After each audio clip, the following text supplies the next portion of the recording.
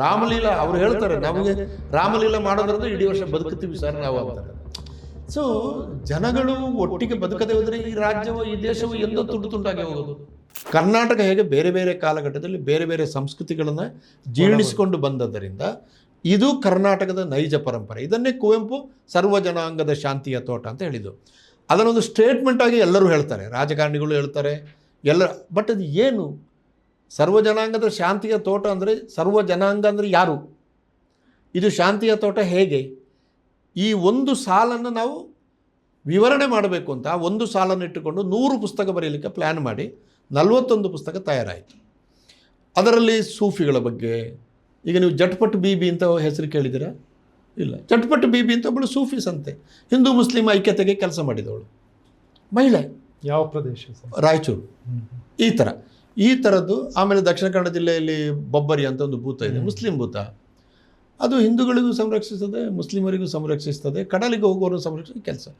ಈಗ ಡಿವೈಸಿವ್ ಪೊಲಿಟಿಕ್ಸ್ ಜಾಸ್ತಿ ಆಗ್ತಾ ಇದ್ದಾಗ, ದ್ವೇಷ ಭಾಷಣೆಗಳು ಜಾಸ್ತಿ ಆಗ್ತಿದ್ದಾಗ, ಇದು ಕನ್ನಡದ ಪರಂಪರೆ ಅಲ್ಲ.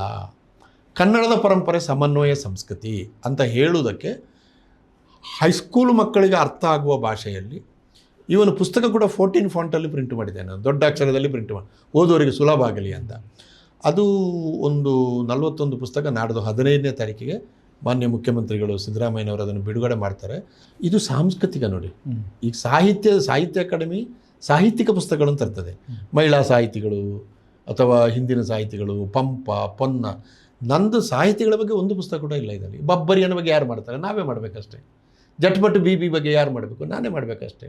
ಅಥವಾ ಖ್ವಾಜಾ ಬಂದೇ ನವಾಜ್ ಬಗ್ಗೆ ಯಾರು ಬರೀಬೇಕು? ಒಂದು ರಾಮತ್ ಬರೀಬೇಕು, ಇಲ್ಲ ನಾವು ಬರೀಬೇಕು. ಬಟ್ ಇದು ಸಾಂಸ್ಕೃತಿಕ ಕೆಲಸ, ಸಮನ್ವಯದ ಕೆಲಸ.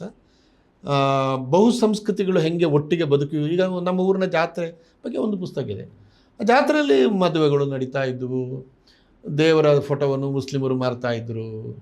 ಈ ವರ್ಷ ದುಡ್ಡಿಲ್ಲ ಅಂದರೆ ಮುಂದಿನ ವರ್ಷ ಕೊಡಪ್ಪ ಅಂತ 10 ಪೈಸೆಗೆ ರಾಮನ ಫೋಟೋ ನಾವೇ ತರ್ತಾ ಇದ್ವಿ.